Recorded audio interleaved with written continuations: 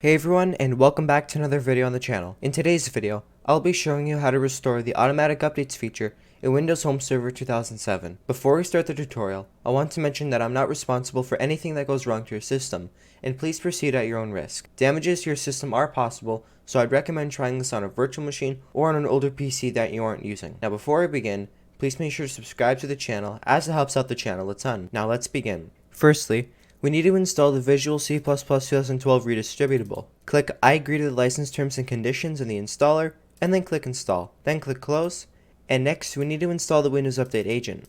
Click Next, then click I agree, and then click Next. And then the Windows Update agent will start to install, and then once it finishes, we can click Finish. And next we have two choices. We can either install an update to the Mitigation APIs, or we can install Internet Explorer 8. Now, if we don't install Internet Explorer 8, checking for updates will take a very long time. And this is because Windows Update's checking for the Internet Explorer 8 update, and that takes a very long time.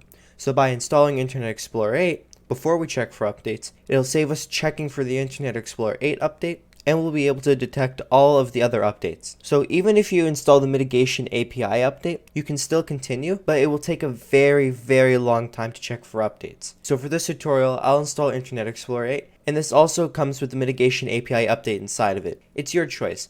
You can either install an update to the Mitigation APIs, or you can install Internet Explorer 8, which will save us some time when we're checking for updates. So on the setup, click I do not want to participate right now, and then click Next. Then click I accept, and then we can click Next. You can uncheck Install Updates if you'd like. Once it finishes installing, we can click Restart Now Recommended. After we restart our system, we need to change a setting in Automatic Updates.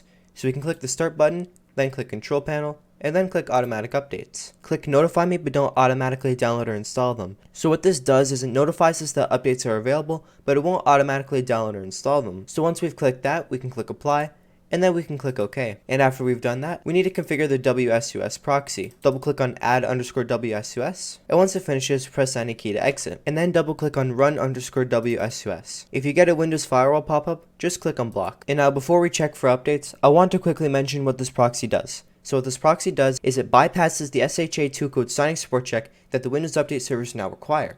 Originally, they required the SHA-1 code signing support check, which Windows Home Server 2007, along with a bunch of older operating systems such as Windows XP and Windows 2000, had. And at the time, those older operating systems were able to check for updates. But once the Windows Update servers required the SHA-2 code signing support check, Windows Home Server 2007, along with a bunch of older operating systems, could no longer check for updates, because they didn't support the SHA-2 code signing support check that the Windows Update servers required.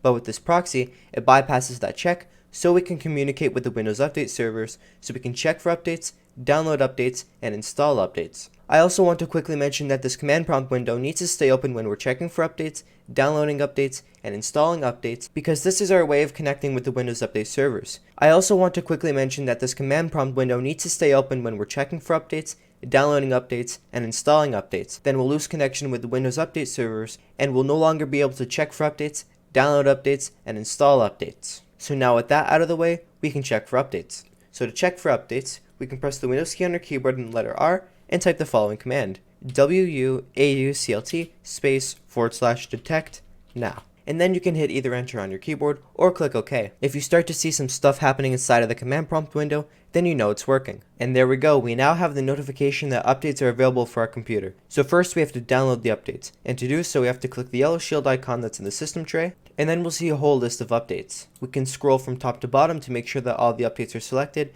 and once we're satisfied we can click download, and then the window will minimize.